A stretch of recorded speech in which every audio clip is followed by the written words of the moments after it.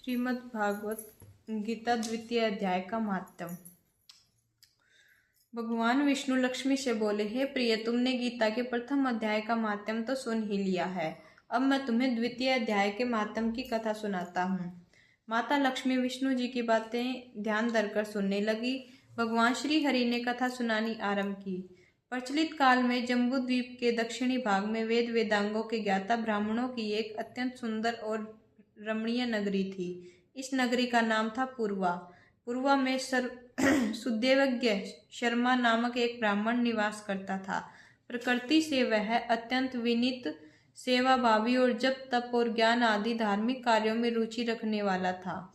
संत जनों तथा अतिथियों की सेवा सत्कार को वह अत्यंत पुनीत समझकर पूरी श्रद्धा तथा निष्ठा भाव से किया करता था। एक दिन सत्संग करने के बाद उसने एक संत प्रवर के सम्मुख अपनी शंका प्रकट की, हे महात्मन, मुझे आत्मज्ञान का बोध कराने वाली कोई उपदेश दीजिए जिससे मेरे चित्त को शांति प्राप्त हो सके। संत प्रवर ने ब्राह्मण को आशीष देते हुए कहा, हे कर्मकांडी ब्राह्मण, तुम इस प्रकार अपने कर्तव्य पथ का अनुसरण करते रहो। कुछ समय बाद एक ब्रह्मज्ञानी संत द्वारा ही तुम्हें आत्मज्ञान की प्राप्ति होगी। यह कहकर और ब्राह्मण को आशीष देकर संत प्रवर वहां से विदा होकर प्रस्थान कर गए। अब सुदेवज्ञ नामक उस ब्राह्मण पहले की अपेक्षा और भी अधिक उत्साह के साथ संतों और अतिथियों की सेवा, जप तप यज्ञ आदि करने लगा। अपना अधिक से अधिक समय वह प्रभु की आराधना में बिताने लगा। सुदेवज्ञ एक बार संतों की सेवा में जुटा हुआ था कि उसी समय एक परम तेजस्वी और दिव्य आभा मंडल से युक्त संत से वहां पदार्पण किया। उस संत का नाम था मितेश्वर। सुदेवज्ञ शर्मा ने मितेश्वर के चरण स्पर्श करते हुए उसे प्रणाम किया तो मितेश्वर ने प्रसन्न होकर उसके सिर पर हाथ रखकर उसे आशीर्वाद दिया। इसके बाद सुदेवज्ञ शर्मा ने मितेश्वर से विनीत स्वर में आत्मज्ञान प्रदान करने की विनती की। सुदेवज्ञ शर्मा की जिज्ञासा प्रवृत्ति की और परमात्मा में उनकी अगाध श्रद्धा को देखते हुए मितेश्वर संत ने उसे आत्मज्ञान के विषय में भली भांति समझाया और फिर एक कथा सुनाते हुए इस प्रकार से कहा। बहुत समय पूर्व की बात है कि एक घने जंगल में एक चरवाहा अपनी बकरियां चराने के लिए जाया करता था। सौभाग्य से एक दिन वह गमन करता हुआ उसी वन में जा पहुंचा जहां मैंने वहां एक आश्चर्यचकित कर देने वाला दृश्य देखा, जिसे देखकर मेरी आंखें खुली की खुली रह गई। हुआ यह कि सायंकाल होते ही चरवाहा अपनी सभी बकरियों को लेकर उस वन से अपने घर की ओर चला गया था, किंतु उन बकरियों में से एक बकरी वहीं जंगल में ही रह गई। अपने रेवड़ से भटकते हुए वह परेशान हुई इधर उधर विचरण कर रही थी। उसी समय दहाड़ता गरजाता हुआ एक बाघ उस बकरी को खाने के लिए उस पर झपटा, किंतु जब बाघ उस बकरी के निकट पहुंचा तो वह दहाड़ता गुर्राना भूलकर शांत होकर बकरी के पास जा खड़ा हुआ। उस बीच वह बकरी उस बाघ का भय त्याग कर निसंकोच हो बाघ के ठीक सामने जा खड़ी हुई। बाघ ने फिर भी उसे कुछ न कहा। मित्रेश्वर ने कहा, हे सुदेवज्ञ, मैं एक और मौन खड़ा यह सारा दृश्य अपने नेत्रों से देख रहा था। मुझे तो तब भी गहन आश्चर्य हुआ जब उन दोनों ने मित्रवत वार्तालाप होने लगा। बकरी बाघ से कह रही थी, हे बाघ, तुमने तो मेरा वध करने के लिए बड़ी दूर से दौड़ते हुए मेरे पास आए थे और स्वभाव से तुम भक्षण करने वाले हो, फिर भी मुझे अपने निकट जानकर तुम मेरा भक्षण क्यों नहीं कर रहे? हे बकरी, बाघ बोला, तुम भी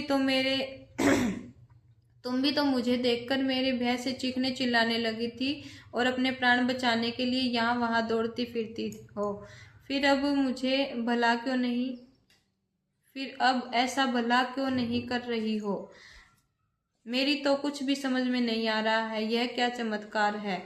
इस स्थान पर आने से पूर्व मेरे मन में भय अधिक समाया हुआ था, किंतु यहाँ आने के बाद मुझे तुमसे न जाने किस प्रकार का भय अनुभव हो रहा है। मुझे भी कुछ ऐसा ही प्रतीत होता है। बाघ बोला, शायद इस स्थान में ही कुछ चमत्कारी गुण समाहित हैं, क्योंकि यहाँ आने से पूर्व मुझे शुद्धा अत्यंत व्याकुल हो रही थी और मुझे इस इच्छा थी कि मुझे कोई शिकार मिले तो मैं तुरंत भक्षण करके अपनी शुभा को शांत करूं। यहाँ आने के बाद तुम्हारी शुद्धा ही नहीं बल्कि तृष्णा भी जाती रही। अब मैं यहाँ पर स्वयं को पूरी तरह से शांत और आनंद से परिपूर्ण अनुभव करता हूँ।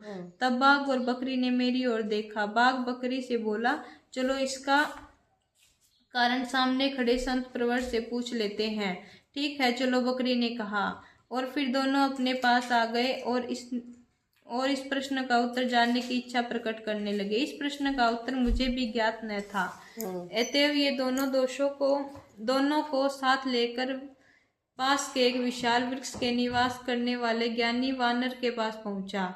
वह वानर वास्तव में एक त्रिकालदर्शी विद्वान था। बाघ और बकरी ने उनके पास पहुंचकर जब अपनी समस्या उनके सामने रखी तो वानर ने भी उनकी शंका का समाधान करते हुए अपने पूर्व जन्म में एक बकरी और डायन थी। एक बाघ का आखेटक शिकारी था। जब डायन के पति की मृत्यु हुई तो उसने सुंदर और युवा पुरुषों का भक्षण करना शुरू कर दिया। एक दिन जब वह आखेटक जंगल में आखेट करने गया तो वहां पर वह डायन भी आ गई और उसने अब आखेटक को जंगल में अकेला पाकर उसका भक्षण कर डाला। अब इस जन्म में भी वह डायन बकरी बनी है तथा आखेटक बाघ है। अब बाघ भी इस बकरी का शिकार करके अपने पूर्व जन्म का बदला चुकाना चाहता है, किंतु इस बदला चुकाने के बाद एक अवरोध उत्पन्न हो गया है। वह अवरोध है इस जंगल में शिवलिंग के निकट स्थित एक शिला पर उत्कीर्ण श्रीमद् भागवत गीता का 2वां अध्याय।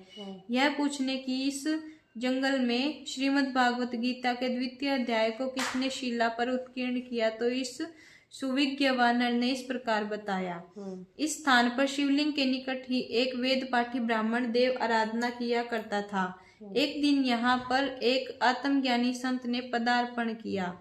उस ब्राह्मण ने उस संत का खूब सेवा सत्कार किया। ब्राह्मण के आतिथ्य से प्रसन्न होकर संत ने एक शिला पर गीता के 2वां अध्याय को उत्कीर्ण करके उससे कहा कि इस अध्याय का नित्य पाठ किया करें, जब शीघ्र ही उसे मुक्ति प्राप्त हो जाएगी। उस ब्राह्मण ने ऐसा ही किया। संत के आदेशानुसार वह नित्य शिला पर उत्कीर्ण इस अध्याय का पाठ करने लगा। कालांतर में देह का त्याग कर उस भव बंधन से मुक्ति को प्राप्त हुआ।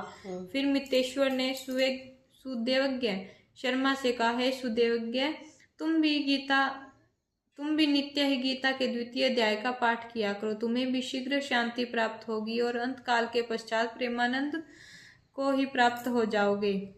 यह कथा सुनने के पश्चात भगवान विष्णु माता लक्ष्मी जी से बोले, हे सुंदरी, मितेश्वर की आज्ञा से इस प्रकार सुदेवज्ञ शर्मा ने नित्य ही गीता के 2वें अध्याय का पाठ करना आरंभ कर दिया और अंतकाल होने पर इसी के प्राप्त उसे मुक्ति प्राप्त हुई।